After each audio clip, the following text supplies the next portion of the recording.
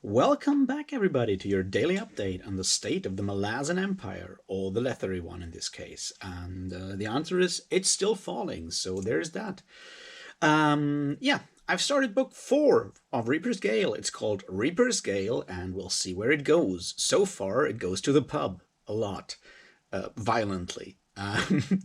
I've read chapters, what's there, like 19, 20, and 21, and tomorrow I'll do 22 and 23, and then we'll do 24 and the epilogue on Friday. So we have time to talk about a lot of other stuff on Saturday and Sunday, and it'll be interesting to see which things I'm going to talk about there. They may just include violence and stuff, because, I don't know, just seems to crop up a lot these days.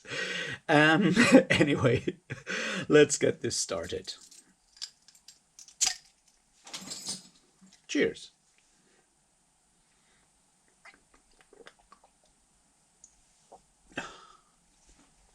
All right. So there's a lot going on in these 3 chapters. The pace is definitely picking up here. We see it all heading towards that dread Malazan concept, which I really appreciate, the convergence, which I find is something akin to what, sometimes at least, akin to Terry Pratchett's narrative causality ideas, to have like something that is a convention of fiction, kind of rooted in your world building, or in your world building in a way, or in your fiction where you'll sort of go on that meta levels, because that's your basic novel structure a lot of times, right? When you have all the paths of all these different viewpoint characters, they're all converging to that big climax. And to say, yeah, that's because those people are at the end of the day powerful people, and power draws power. So it's inevitable that once certain things, it's sort of like a critical mass in a way, and once that is reached, then things explode. And to actually put that in there and let in-world people talk about that, that's really cool. Once again, it kind of reminds me of Terry Pratchett's idea of narrative causality being also something that he talks in the novel about. And it's like, yeah, these things just have to happen because of how the world works. Like, if something's 1,000,000 to 1 chance, but it might just work, then, well, not gonna spoil Guards. Go read it. It's almost a perfect book, and there might be Terry Pratchett discussions in the future. Who knows? I still want to do them. But that's just like the main things that we see. Things are converging. The only plot line that is not converging towards Letheras is obviously the one with the all in Dreen, with that being its our own thing still, and the Red Mask all versus the Lethery and Tist Eduard there. I am not quite sure where this is going. I feel it's sort of something that needs to be addressed at a different point, is how much personal drive for, I don't know, power, vengeance, and so forth is necessary for people to become leaders in not only in a crisis but in general. It's kind of something I feel needs addressing at some point. When we have more examples of it, it's like you take someone like Red Mask, and it becomes increasingly more clear that he had very personal motives, even apart from just vengeance against the Lethery. There seems to be something there in the past that is always just hinted at, and he has this dark past, but this seems to drive him personally, and the saving of the all is almost incidental to that. It's like he wants to, yeah, of course he kind of probably wants to save his people, if they're still his people, but there's a personal drive in there that I feel is the actual important thing there to look at. And there's other characters within the Malazan world that I'm not going to talk about here, but where it might just also be that their drive to power is actually motivated by something else than just the lust for power, or the feeling of responsibility. I'm not sure who. Yeah, as I said, I'm not going to talk about that now. I'm also not going to say if that's a good thing or not. For the all, it seems to be, I don't know, not working out so well according to Tuck the Younger, or Tuck Annister, or whoever you want to, however you want to call him. But yeah, we'll see how that goes. What else? Yeah, we have, obviously, we see the financial crises reaching Letheras, but also the outlying parts how to say, of the empire, with riots and all that comes with that. Like, we people who have witnessed what happened in the last, like, financial crises, whether it was, like, I don't know, Greece, or was it Argentina a couple of years back? Those places where economic pressure and economic injustice, in a way, leads to a violent upheaval, fueled by desperation mostly.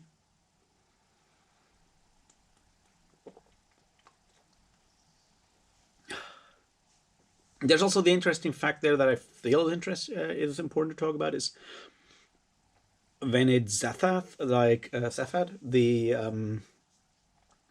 servant of Rotos Hivana, who seems to be an extremely powerful assassin and so forth, but also, at least on paper, still Rotos Hivana's indebted to Rotos Hivana, which is, something that is definitely an interesting idea. It's like, if he has all that power, knows all these things, why is he still inside the box, like inside the system, following the rules? Well, by following the rules, I mean working for Rotos Hivana in a system that he knows is flawed, because we see that in his inner monologue when he talks about Tehol Bedict and Bug kicking it all down, and that he's not going to do anything against it because he's very much in favor of that happening. That is just a question that will need to wait for another day, I guess. For now, we see how coldly, and this is like the other thing there, in that conversation that he has with Orban Truthfinder, where you have those, where he's basically now saying, the patriotists need to be destroyed now, because that's like how to keep control of the system, if there is any way to keep control of the system and so forth. It's like, these power structures in that kind of system that we have in Letheras, they are always driven by, I mean, since they're driven just by necessity in a way, or the necessity of self-perpetuation and self-interest in there, that leads to, like, there's no trust in there. It's like, you might think you're on top of it, but yeah, you'll probably be cast away by your allies first moment they really need you to have any problem. So there's that. First sign of trouble is the phrasing I was looking for. Yeah.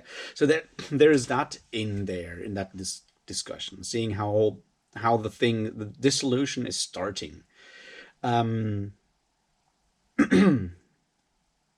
What else is important to talk about? There's a lot. Seren Pedak using Mokra to invade the mind of Udines. Now that's a very difficult scene there. Not a very difficult scene. Yes, it is, because it obviously is also, once again, a metaphor for that thing that we've spoken about before, seen before, the whole idea of certain events then in a personal history, how those affect the future. Obviously, that's no big revelation for any of you, but the idea of how, in this case, rape and then self recrimination, like mental in this case, but self-mutilation in a way, how that once again turns out. The interesting bit about it, however, is for me not that fact, but more the way how she works up to doing it works herself up to doing it. The way she convinces herself that it's necessary, the reasoning behind that, and how you see that, because that's the other thing. A lot of people, a lot of us who do evil things, convince ourselves of the necessity of those things before we do it. And the self-convincing is, I feel, the interesting thing there, because that's kind of how we see that reasoning all click together. That's for me the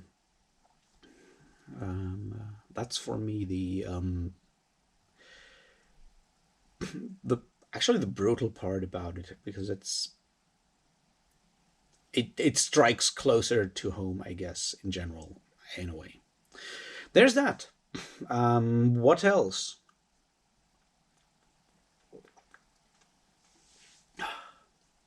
I still can't fully wrap my head around Udinas, but I don't think I'm supposed to. So there's that.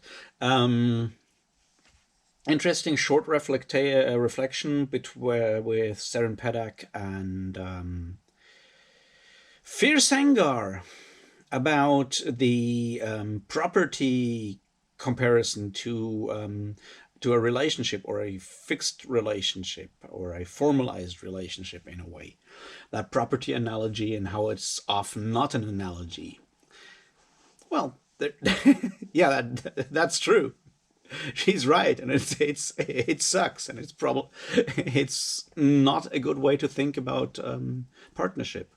Not that I should be the one giving partnership advice, I can tell you that.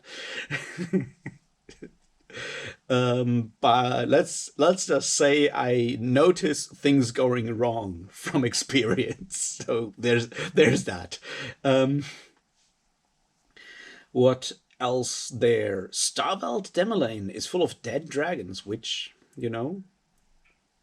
kind of weird. Although I like that point of, like, that joke Udinas says, like, it's not gonna end us up in a pit of dragons, and then you go through and it's a plane of dragons. I just enjoy that kind of thing on a very small, dumb, mean way of thinking about things, because I'm that kind of person. Yeah, a large circle is kind of closed, right?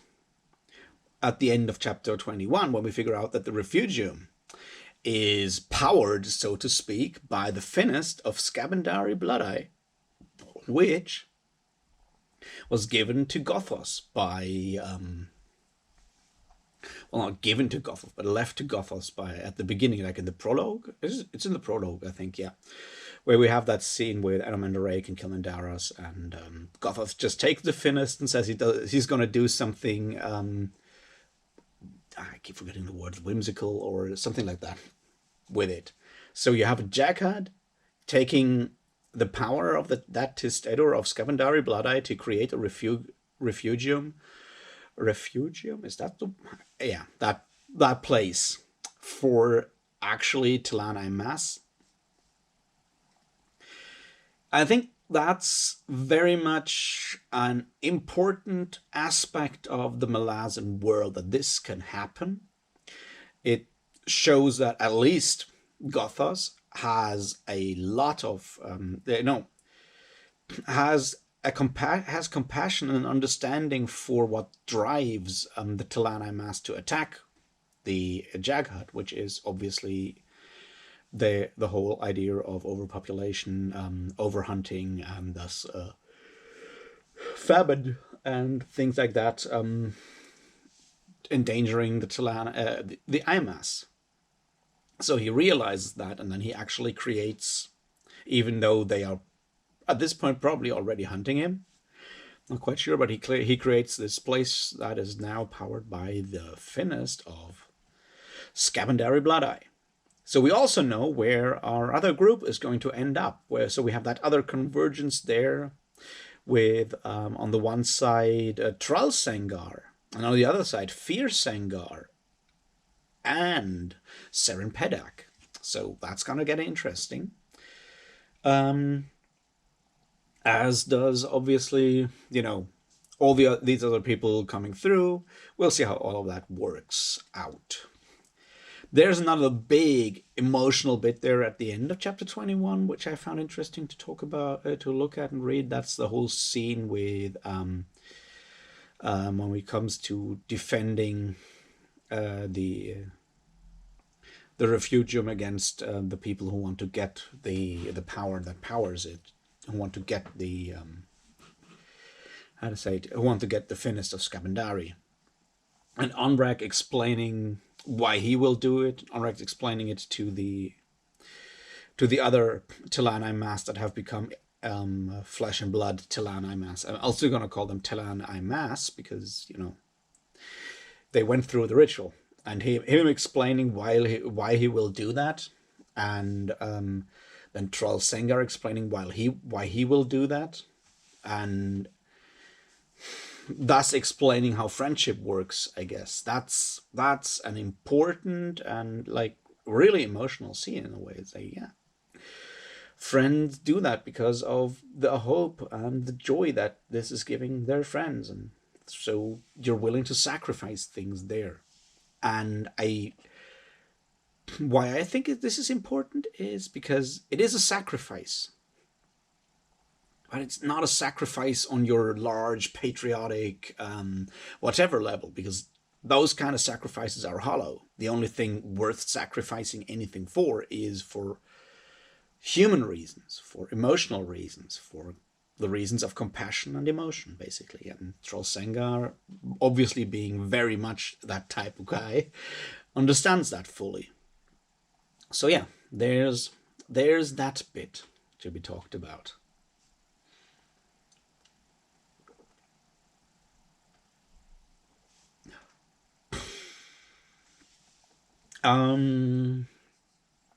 Yeah. So we also need to look obviously into how the whole Malazan approach like thing works. Or doesn't work. I still feel that there is talking to be done about Hellion, or the depiction of the kind of person that Hellion is. I'm still not confident to do that. I'm not. Yeah, I feel personal connections to her in a way sometimes, but I'm also scared by that. So there's that. And once again, the overall way this is played is just really well done, with the jumps between different viewpoints, between different characters, the way how we see they're all, because there's no discipline in that kind of warfare, how they're all getting more and more crazy in a way. This is sort of, I guess, as Vietnam as it gets within the Malazan Book of the Fallen, in a way, when it comes to this whole breakdown of also morals, in a way, morals and civilized behavior in general, like almost human behavior through continued stress, continued just simple need for survival and nothing else, and how that need to kill kind of dehumanizes the killer as well. And that's, yeah, we see that going on there a lot. So yeah, that's just done really, really impressively in that regard. Another thing that I found interesting was the conversations with what's his name, with Karsa Orlong and Samar Dev, where you still have this like weird kind of, I don't want to call it flirting, but maybe flirting, or at least she's very apt at deflecting these things. Also, the way like how she explains that she's afraid of Karsa Orling dying because he's a friend, but also because if he dies, then Ikariam will step up, and that will be like the big threat to destroy the entire world. And that I feel is another thing to be looked at there is and you basically have like two mindless powers of rage, because it's rage in both cases. Like the rage of the crippled god with the sword, and on the other hand, Icarium's rage that comes from God knows where. Um, those just that if you only have rage, that all that leaves behind is annihilation. We've spoken about that before when we spoke about Dead House Gates and House of Chains and the idea of apocalypse and the Dryjna, the whirlwind goddess, and there is nothing after that. And if you have set two of those powers together, then yeah, shit will definitely hit the fan, I guess. Yeah, there's that bit that I found in a way troubling. What else?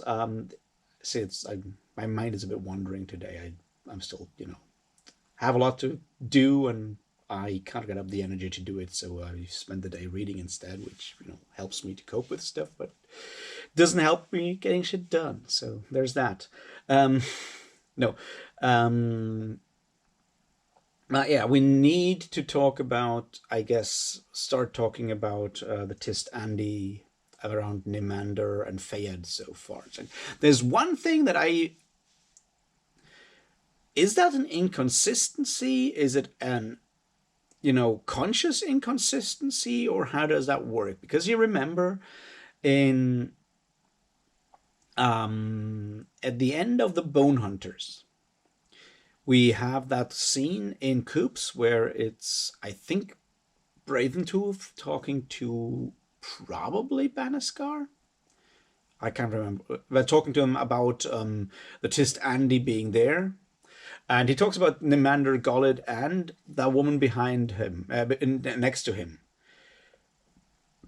whom he calls, I think it's Fayed at that point. He says that's Nimander's daughter, and the mother was Lady Envy, which may or may not be true. And now later on, she's always called Nimander's sister, although it's kind of made clear that that maybe is not the case. But then in that scene where Fayed tries to kill Sanderlath, you have that, like the way this is sort of described from Nimander's weird, broken mind, probably poisoned by fatigue acids and everything, like that, where you have that, and it comes across as if all of their relatives and maybe even Fayed's mother's head is on the cylinder, but we know that Lady Envy is alive, so that doesn't make any sense. And so I'm like, how does that work? But I'm not an expert in Tist Andy genealogy. I'm not even interested in becoming one. I just found it odd, I guess. But generally, the way this scene is written is just like so intense when you have that whole these cuts again, like one again cut against the other, where you have these images in Amander's mind of the inability to deal with the fact of all these people still being alive or undead and conscious on the cylinder, and that driving thing there, like how it is sort of inevitable. Yeah, that one is interesting. That was just very powerful. I still struggle with Nimander as a character. We'll see how that continues. No spoilers. But yeah, I'll try to be more compassionate towards him, is what I'm trying to say here. But still, I'm not the one with any idea about psychology, so I'm not going to speculate about the idea of Fayed just being plain evil, in a way, like just driven to mindless violence for whatever thing. The idea of like that emptiness, that empty soul, it kind of disturbs me, because it makes me feel like it shakes my faith in humanity or in people. As I always believe that there's good in everybody, in any like in everyone. So I'm not quite sure how I feel about that description because that's like, yeah, I don't know. It's a tough subject, all right. Oh, what else? The Azath and Bruth and Trana meeting Knuckles and Kilmandaros. I do really love that scene, and it has given me a full understanding of the Azath in the Malazan world, because apparently they're the retirement home of the Malazan world, where where ascendants go to retire and either write ongoing suicide notes and their memoirs no one will ever read, like Gothos does, or play Scrabble like Kilmandaros does. So there's that. Now that problem has been solved, and I'm glad it is. Um,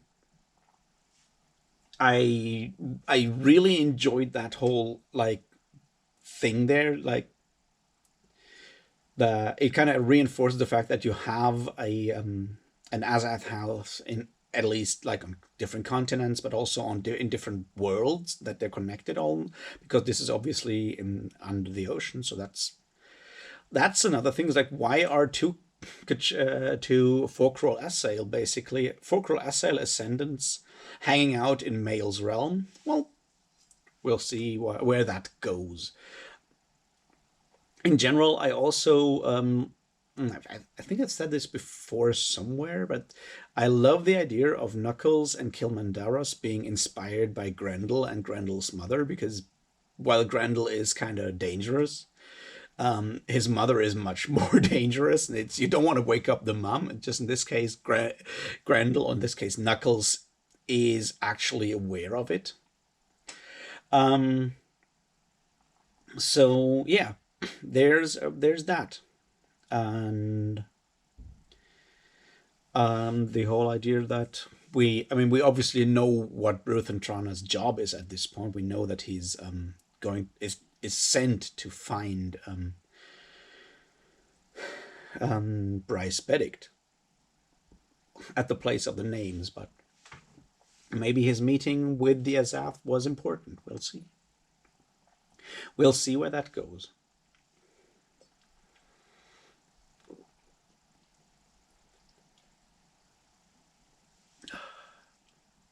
Yeah.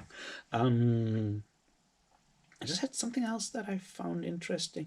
Yeah, with Rulat Sengar, I that point where he was in the middle of the, like when we have his viewpoint, this may just have been one of the very first times we actually got to look inside Rulat's mind. I'm not sure if I can remember an actual scene where that was ever before. Maybe in one with Nissal. I'm not quite sure. Probably I've missed some or forgotten some that I found were insignificant, but this one where we actually have his point of view, where he's like realizes where he's trapped at and that he wants to, burn the whole thing down in a way, and has actual sympathy and understands the danger, but also the chance that Teholberic posed, or poses, and how he understands all of that and wants to, actually do something good. I feel that's an important scene right there, because once again helps us to actually find empathy or empathize with someone who is so obviously doing a ton of evil, a ton of brutal things, but there is someone in there. There's something in there in a way that I feel, yeah, I feel bad for Rulad Singer. I mean, I said that before. I feel bad for him, and he's still trying to, but he's, yeah. We'll see where that goes. We also obviously once again see the way how petty racism is an absolute problem, because and we goes from both sides, and the Tist Editor and the Lethery are still basically not like having like so little regard, so little respect for for each other. Their inability, they're unable to actually cooperate and thus really work together to take out the Malazans in a way. We see that in that small scene where we have them on the hill discussing the battle to come and stuff like that. It's like, yeah, it's small-minded bigots on both sides that fuck it up, because like the pride of the editor is super small-minded at this point, and the pride or whatever it is that drives the drives the lethargy there. Just small-mindedness, I guess. In the case of, I keep forgetting his name, that palace dude. The thug. Yeah, that's kind of preventing the whole idea of any like success there. And there's a lesson in there to learn. I feel. I'm not sure if anyone's ever gonna heed that lesson, because humanity. But yeah, so Tehel Bedict is in the hands of the Inquisition. That's not called the Inquisition, but the Patriotists. And we don't know what's going on with him. So far, we only have Tanal Yathwana and Janath. I know she has a second name that I keep forgetting. And her realizing, like recovering some of the memories and reliving her trauma or so. Yeah. But her also reflecting on Tehel Bedict some more. And there is a Tehel Bedict discussion to be had in the future on a bunch of levels. And I'll try to do that. We'll see. I don't feel super qualified because I don't understand the shit going on at this point anymore. And I'm reading it for a third time, and I feel like I probably missed like vital things, and we'll see how that goes. But yeah, that's sort of that bit. And yes, I have not spoken about Beak yet. We'll see where that part goes when it comes, I guess. I feel we need to talk about Beak and the depiction of people like him in fantasy, which once again, I have no connection to that. So I feel always a bit, like barging in or doing stuff that should better be done by people who actually have a better experience of that situation. But yeah, there is that. And I feel so we have sort of touched on everyone. I mean, there's a lot going on, but there's a lot that I don't know how much I could, philosophize about it at this point. There will be more, but the problem with the convergence is that there's so much happening that there's little time for reflection around, which kind of is the point, I guess. But yeah, so there's that, and we'll talk about more tomorrow. As I said, chapters 22 and 23, and then the big ending of Reaper's Gale on Friday. So yeah, have a good week, good midweek, whatever, Wednesday, and I'll talk to you tomorrow. Until then, cheers.